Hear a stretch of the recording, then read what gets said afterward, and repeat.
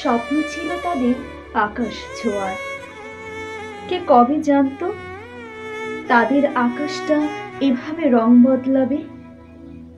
আকাশ ছোঁয়ার স্বপ্ন নিয়ে জেগেছে কত রাত, চোখের নিচে পড়েছে কালো দাগ। শুকনো ফ্যাকাশে মুখখানি দেখে আকুল ভরে শুধায় মা, আর কত পড়বি, একটু ঘুমো বাবা।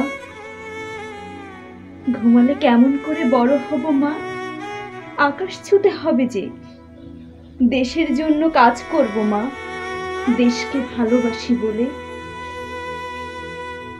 কতই না স্বপ্ন দেশকে নিয়ে।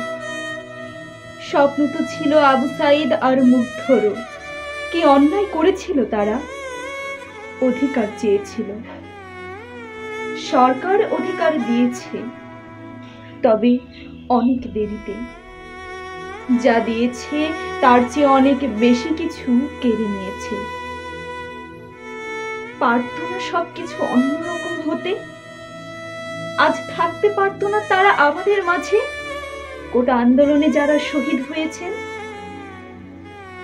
পারত সবই, যদি সরকার তাদের পাশে থাকত। সিদ্ধান্ত পাল্টাতো যদি। সিদ্ধান্ত পাল্টায়নি।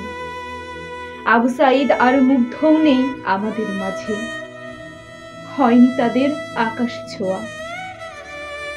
মেট্রো রেল ভাঙায় চোখের পানি অঝরে ঝরেছে, কিন্তু বুলেটের আঘাতে ঝাঁঝরা হয়ে যাওয়া বুকখানি দেখেও তার চোখ শুকনো ছিল। এ যেন সেকালের পাকিস্তানি হানাদার বাহিনীর চেয়েও নির্মম, কঠোর। যখন সুষ্ঠু বিচার চাওয়া হলো, তখন হলাম দেশের দুশমন। শুনেছি মানুষের যখন পতন আসে, তখন নাকি সে পদে পদে ভুল করে। পতন তো তাদেরও আসবে, কারণ তারা ভুল করা শুরু করেছে।